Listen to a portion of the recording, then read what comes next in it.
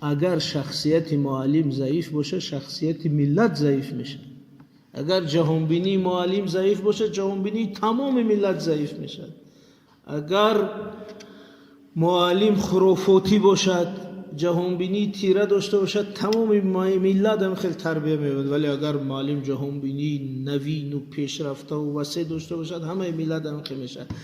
معلمان این قشری روشن جامعه، قشری پیشبری فرهنگ و ارزش‌های ملی، قشری سازنده اخلاق و جهانبینی ملتند.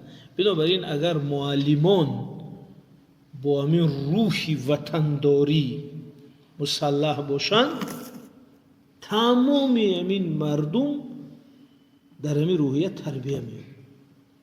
ما امروز حدود 130,000 نفر معلم داریم.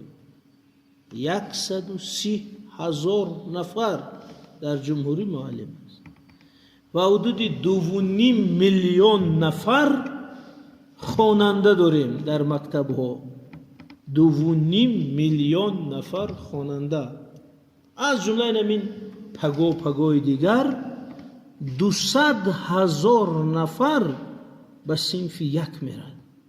200,000 نفر یعنی که به صنف خانه های شما می آیند برای که از معلم تربیه گیرن. یعنی دستگاه معارف یک دستگاه است که تمام ملت از آن می گذرد. خوشبختانه در تاجیکستان هم فرهنگ هم طلبات قانون همین است که گرفتن معلومات میانه عمومی حتمی است.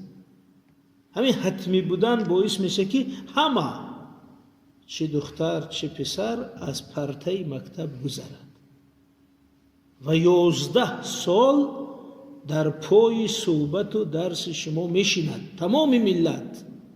بنابراین اگر ملت خوب و موفق است میگه معلمانش خوب بود. اگر ملت بی سواد و ناکام است میگه معلمانش ضعیف بود. بنابراین معلم امید همه ما، تکیهگاه همه ما. از همین رو بینید لحظه هایی که دشوار است، لحظه هایی که مشکلات است، رو به معلم میارد. دولت هم رو به معلم میارد، پدر و مادر هم رو به معلم میارد، همه رو به معلم میارد. برای همین زیرا اگر گفته معلم دارای جهانبینی وسیع، فرهنگ بلند، روحیه وطن دوستی باشند همین روحیه به شاگردان میگذرد.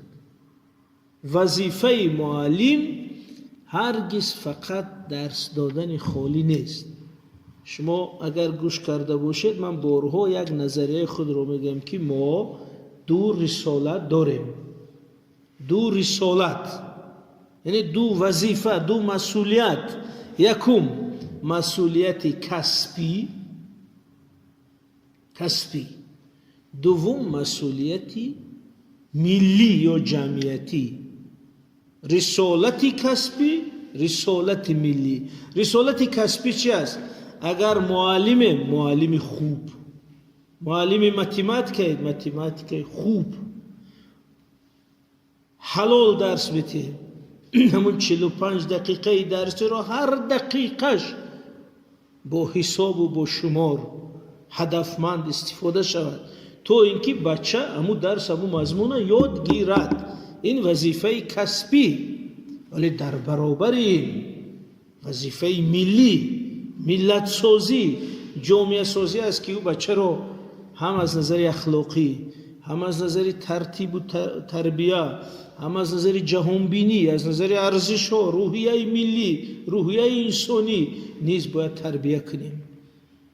معلم حقیقی فقط در ساعت تربیوی تربیه نمیکنه، در هر لحظه فعالیتش بچه رو تربیه میکنه. حتی با لباسش، با گفتارش، با رفتارش. زیرا هر رفتار شما به بچه تأثیر حیاتی میکنه تمام عمر. یکی از فرزندان ما در همین لیسه میخوان، یک معلمه بسیار خوبی بود که امی آخری اکو برای که خشرویاتیت کلمه را حرف آخرش سخت میگه که پرنده ها دانه میخورند، اینا به خانه میروند.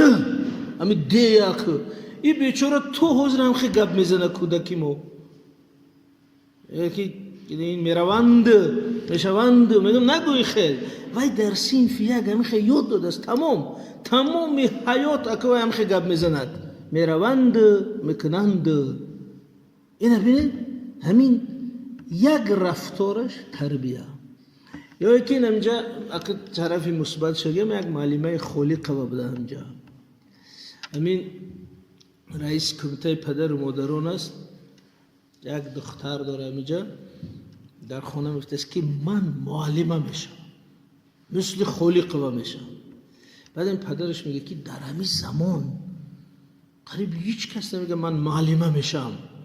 دختر من هر روز میگه من معلمه میشم مثل خالقه. برای همین میگه که من همین میخوام همین خالقه در اون هدیه بزرگ بیارم که همین خیلی رفتار کرده. وای نگفته است که تو معلمه شو، وای به رفتار خود، به درس خود، به گفتار خود، به آداب خود، به نمونه خود همین خیلی کرده است که دختر میگه من معلمه میشم، تمام، یگون کسب دیگر نمیشم.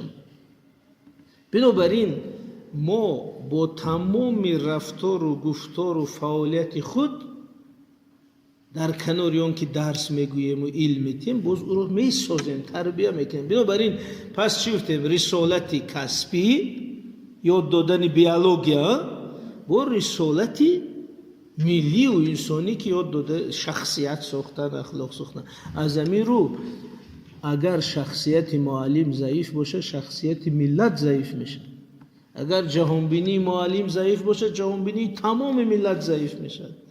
اگر معلم خرافاتی باشد جهانبینی تیره داشته باشد تمام ملت هم خیلی تربیه می‌یابد. ولی اگر معلم جهانبینی نوین و پیشرفته و وسیع داشته باشد همه ملت هم خیلی میشه. بنابراین کاری تربیوی نمیگیم، کاری ارزش سازی با معلمان در برابر کاری علمی مهم است.